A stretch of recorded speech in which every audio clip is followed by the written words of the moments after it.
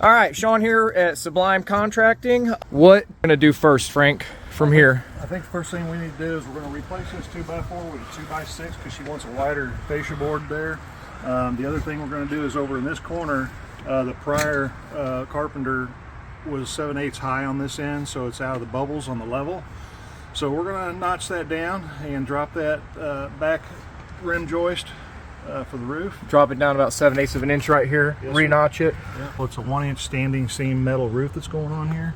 Okay. So we're going to make sure that, you know, after we drop that, that we have enough room for 1-inch metal standing seam roof and the 1/2-inch sheeting.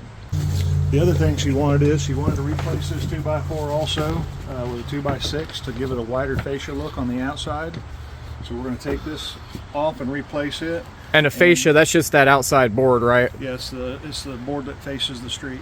All right, Frank's about to get rocking and rolling. He is a master craftsman, master installer, master. All right, we're just cutting on through the day like butter, baby.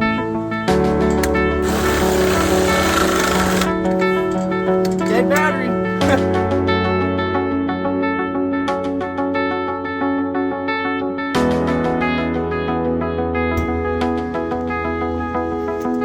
Putting these really long 6-inch screws in through the double rim joist.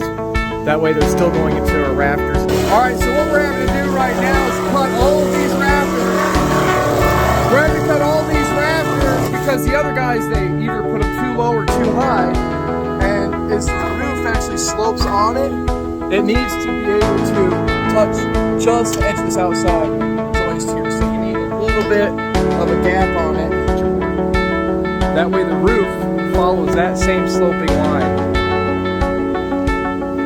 When you put a screw in at an angle like that, it's called toenailing. We're having to do that on a lot. That way we get one, basically a pivot point here, and then we twist it, and then hit it with the next pivot point on the back. Okay, so this is actually what they did, and this is why we have to cut the rafters and then raise them up. Obviously, now, slide that a little back, Frank. If that was the roof, it would just jam right into that, and then you don't get any sort of overhang, or you get a bent roof and proper installation. This is a toenail. When the screw goes in the board at an angle.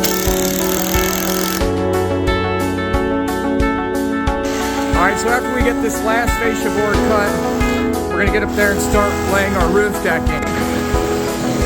When you're running your plywood, it doesn't matter if it's for a floor, a roof, whatever. You always want the grain to go opposite of what your rafters are going. That way you have more durability. Otherwise you're going to get sagging between each one of those, whether it's on the roof, the floor, whatever it is.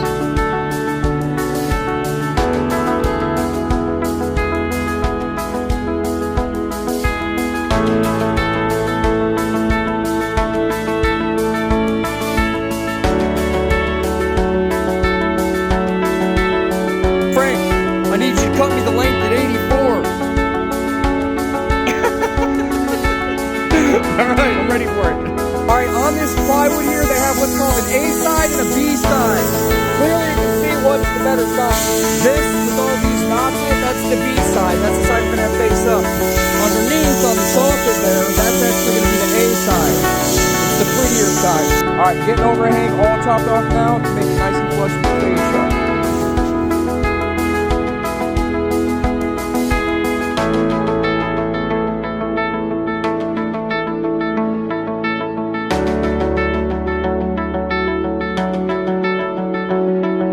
Alright, we're getting ready to roll out our synthetic underlayment here. It's a weather shield between the plywood decking and the actual roof itself. She's going to do some metal roofing, so we're getting ready to roll out this synthetic felt here.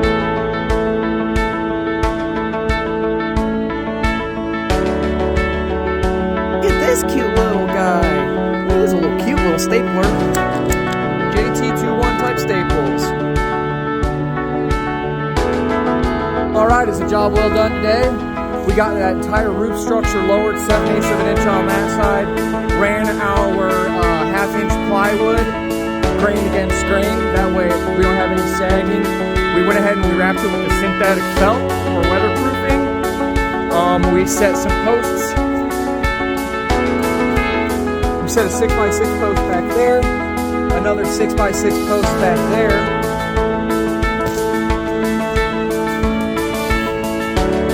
and then another 6x6 post right here. So we were here last week and we installed the front door as well as the sliding glass door in the back. Another satisfied customer.